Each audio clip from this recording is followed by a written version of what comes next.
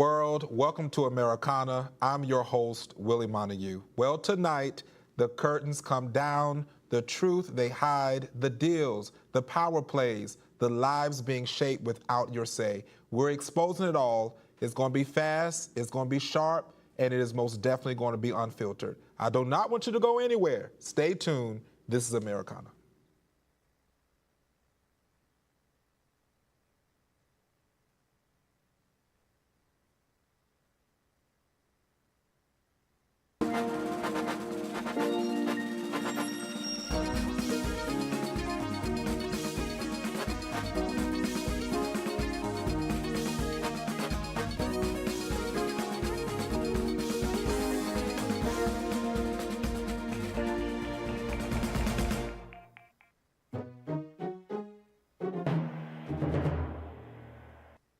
All right, you guys, it's going to be a definitely hefty type of conversation.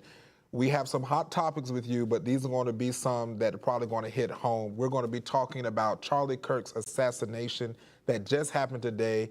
Charlotte, the train stabbing. If those that haven't seen this is a lot going on out there. And then also we're going to be talking about the emergency executive order that was opposed in Washington, D.C., and how that expired as of today. A lot to cover here on Americana. We have our very special guest with us today, David Dambroso, someone who does not mind confrontation at all. Lots coming up, so you want to stay tuned. But before we do that, let's get into Willie's take.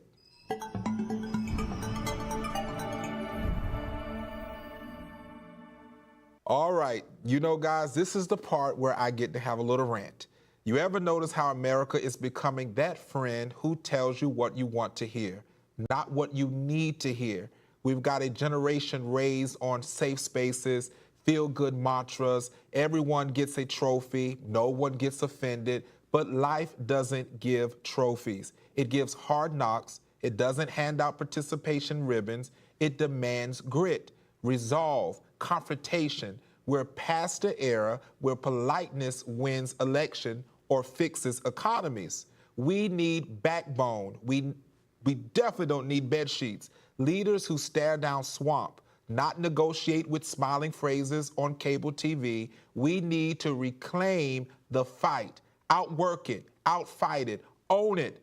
That's real Americana. Refusing to be shaken, refusing to apologize, being unfiltered, unapologetic, unafraid, enough with whispering. It's time we came roaring back. So as I said, we have a very special guest with us, David Dambroso. And speaking about roaring back, this is something that many know that Charlie Kirk had no problem doing. If you have not heard the news, Charlie Kirk was at Utah University today, and he was not just a target of this, but a continued target. But today, it ended his life, leaving behind his wife and 2 kids. This is devastating. And with us today, welcome David Dambroso to Americana. It's a really solemn day, very, very heavy. Feel sick to my stomach about Charlie Kirk's assassination, but his voice was so powerful that the left couldn't compete with it, and so they had to silence him. It's just unacceptable, the level of political violence in this country, and it really mostly all goes one direction. The vast majority of these mass shooters are leftists or violent criminals. The mass majority of them, they're leftists, and it goes one direction. And we've treated the left as moral and intellectual equals, but they are not in this country. And so conservatives, it's incumbent upon us to go after them legally, ethically, morally, and refrain from the violence they so freely engage in. So let me ask it this way. I'm looking at some of the comments and reading it, and some believe that this was brought upon him because of all of the conversations that he has, and often definitely being against DEI, being against transgenderism, and just seeing this, and they're like, this was finally the time that has come. And while we definitely do not, condone such behavior, what would you say to that? Because when we're looking at it right now, we definitely are for our Second Amendment. I would stand with that literally to the day that I'm gone. But I want to say this, like, where do we draw the line with things like this? What do we need to do? How can we rise up, as I mentioned in the beginning, where we need to roar back? Because everyone wants, to be recognized, clicks and likes and whatnot. But seeing this happen today, and I saw a comment that said there's 1 million more Charlie Kirks that after today are rising up. Do you agree with that? Yeah, it wasn't just Charlie's opinions that had him targeted for assassination. It was how effective he was. Notice you don't have very many talking heads killed in media. This guy was a force to be reckoned with, and he couldn't be competed with electorally. The numbers of voters he got registered, that he took the golden goose away from the left, the youth vote. He was converting youth voters to the Republican Party at an incredible clip. And so this is absolutely why he was targeted. But it wasn't just his speech, but obviously we condemn this in the strongest sense. Any decent person would. There are people on the left on Twitter praising his death. It's insane. The New York Times is already slandering the man, Charlie Kirk, as a liar and saying that he was removed from social media, so that's evidence he was lying. When people were removed for telling the truth on social media, telling the truth about COVID, simply reposting CDC articles. So, David, I want you to stay here. You guys, we're going to come back talking about Charlie Kirk because we want to handle this. So we have to take a quick commercial break. We'll be right back. We're going to continue to talk about definitely a breaking news story, what's happening with Charlie Kirk, and hopefully we'll be able to talk about this stabbing that happened too. It's all tied together. What are we going to do? Don't go anywhere. You're watching Americana.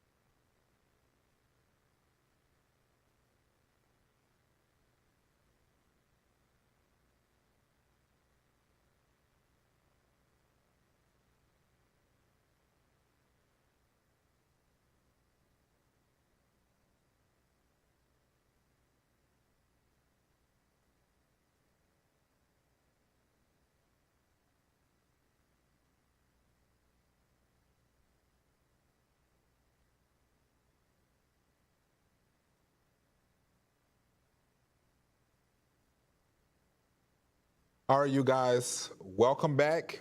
We took a quick commercial break, but we still have with us David Dambroso, and we're diving into this whole conversation about this assassination of Charlie Kirk, who is the founder of Turning Point.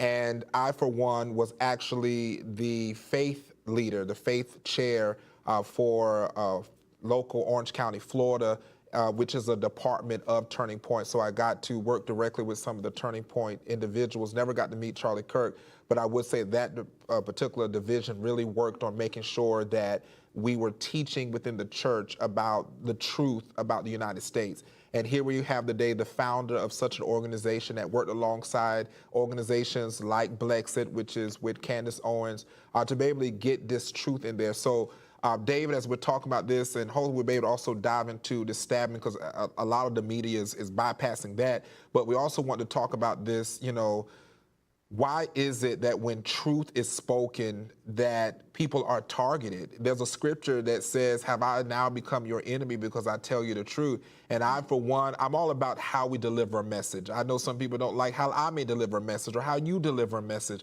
but it never should warrant for someone to be assassinating cold blood and leaving an entire family behind, not grown kids. Any kind of violence. Yeah. Grown, not grown kids. We're talking about, little kids, 31 years old, and, also a wife. So what will we do? I know there was a comment made that President Trump is saying there's some things he's about to do. I think they're assuming that he's going to crack down on something. I don't think it's going to be anything to deal with him cracking down with guns, but I do think it's time to put some of these left-wing nutcases in their places that they need to be. So what do you think about that? Like, why is it that truth is what is being targeted and not the lies that we've seen And I think it was George Orwell that said telling the truth is a revolutionary act in a dystopian society, to paraphrase. And it's becoming more and more like that. Remember, in these past 4 years before Trump, you couldn't tell the truth on social media. You couldn't post things that were literally true about COVID from the CDC's own website because they considered it dangerous information. It didn't fit into the narrative, or it would lead to vaccine hesitancy. But we don't have a gun problem in the United States. I think President Trump understands that. We have a problem with leftism in this country. And if you take out all of the blue cities that have been blue, from the dog catcher all the way up to the mayor and the congressional representative for the past 60 years, America is safer than any European nation. If you take that out of our violent crime stats, and most of these violent criminals, the murderers, the violent criminals, they're repeat offenders. And they're known to the police. And it is the policy of the left to be lenient on these criminal offenders it's punishing the innocent in society. It's not merciful.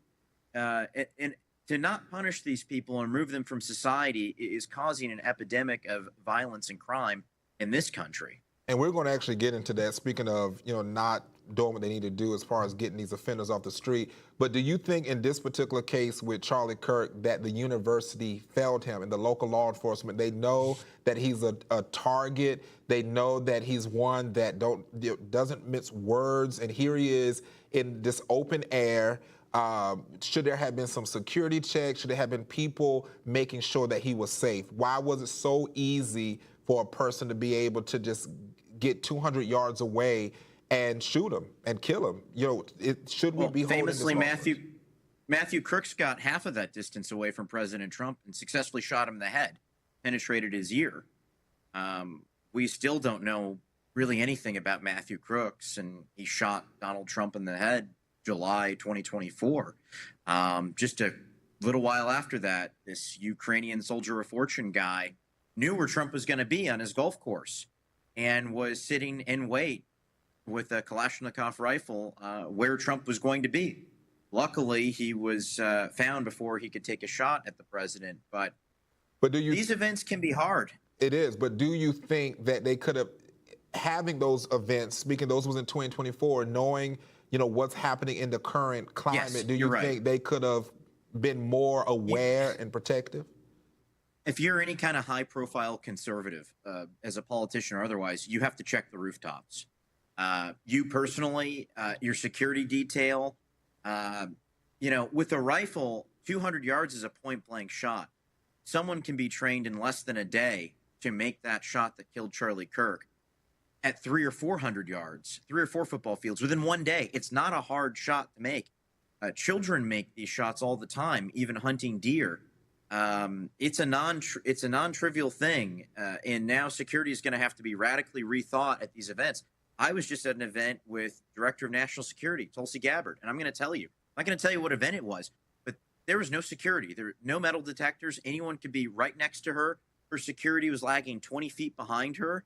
And I'm not happy that Donald Trump and Marco Rubio and the Vice President, Hegseth, were out where Code Pink was harassing them. These political activists were harassing them, knew where they were going to be. And I think that's a security lapse. So, yes, security is going to have to be completely rethought in conservative circles. Now, real fast, because this is all tying together in probably about, next 45 seconds or so. But this whole thing with Ukraine, we saw what has happened with the young lady that was basically fleeing Ukraine to get to safety in the United States, was in Charlotte on a commuter train. Here's a guy with 14 prior arrests. Did the Democrats fail this? Because they're always the one talking about, cashless bail and prison reform, and here they are, and this girl is dead. She was stabbed to death. And what bothers me is all the men that was around that didn't even take the time to even stand up to knock the guy over the head. So real fast, before we go to commercial break, what do you say about this? Because here we are, all this stuff is happening, but often it's like it's the radical left that refuses to talk about it, but then the Republicans point the finger to the radical left without doing anything. So what do you think about that? We got about Finally, we've done something. You're right, generally, but we've identified the name of this judge who doesn't even have a law degree, and we're asking for her removal from the United States Congress via the United States Congress and other means to ask for her removal. So that's very positive. But yes, it's this catch and release. Remember, during COVID, they were releasing people for second-degree murder without incarcerating them, without holding them in jail for their trial because of COVID in Chicago. But this is not just a COVID situation. The left is super soft on crime, and they've created this crime pandemic. Pause. We're going to come back because we're going to be the same. We're getting ready to go to another quick commercial break. We still got David with us. When we come back, we're going to talk about this executive order that expired today that was bringing D.C. some order. So stay tuned. Don't go anywhere. We got David with us, and you are watching Americana.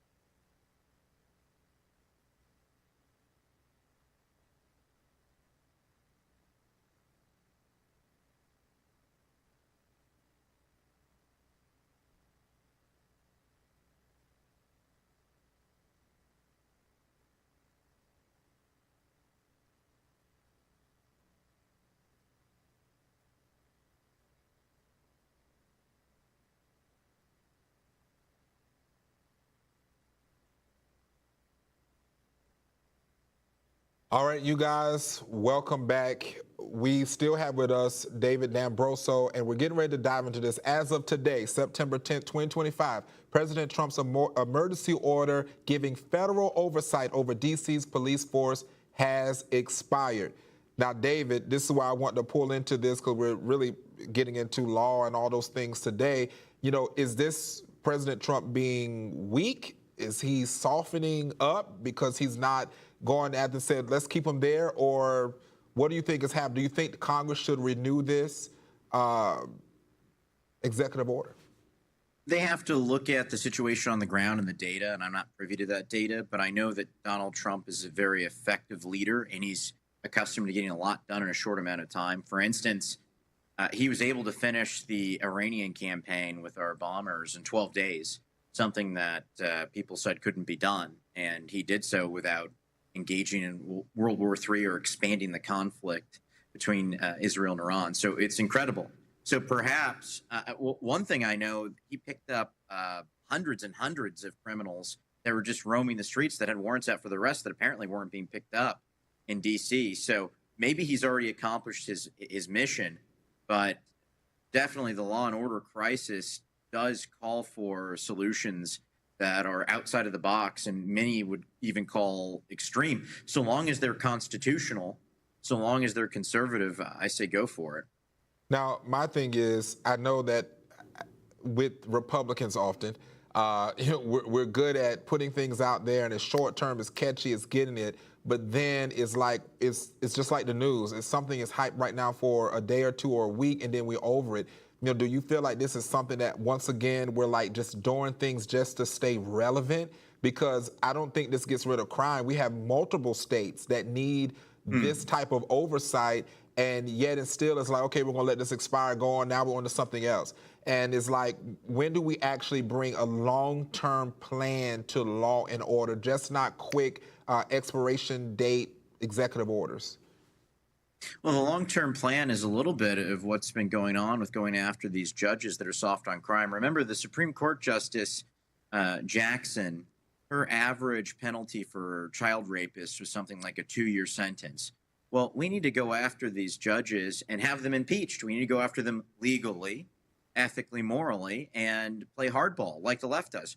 The left is impeaching Donald Trump like every 6 months or something. They try to get everyone canceled who even disagrees with them on an opinion issue. So we should take a page out of their playbook so long as it's legal, and it is legal to ask to petition for the removal of officials, and we should remove these judges. So that is the long-term plan, and I'm happy to see that's what's happening to the judge that let this monster out that murdered this poor Ukrainian girl on the subway. You know, we need accountability. So do you think there's going to be a continuation of accountability, or are we just going to continue to see where it's like DC, you think this crime is going to amp back up? Should Republicans encourage more local autonomy, or are they just like, okay, let's have oversight? Because this is what I'm having a fear of. When we start allowing for federal to oversee state, and then state to oversee local, where does that piece actually end? Within 40 seconds, can you give that feedback? Yeah, is this crossing over? Slope, and we trust Trump because of what a great job he's done and the respect he's earned. But would we trust the next president to have federal oversight of policing and cities? Absolutely not. So it is a short-term solution, which, to Trump's credit, maybe this is exactly what he did in D.C. short-term. But the answer long-term is going after these soft-on-crime judges and prosecutors and replacing them. George Soros famously has installed dozens and dozens of DAs around the country, so we have to remove them. Well, I thank you, David, for being with us. And we talked about some heavy topics today, but David, thank you for being able to be with us. All right, you guys, that's a wrap for today's Americana. Thank you for tuning in. We'll be back tomorrow, same time, same place, only on AFRO TV. Until then, stay informed, stay engaged, and stay Americana. And pray for Charlie Kirk's family. God bless you.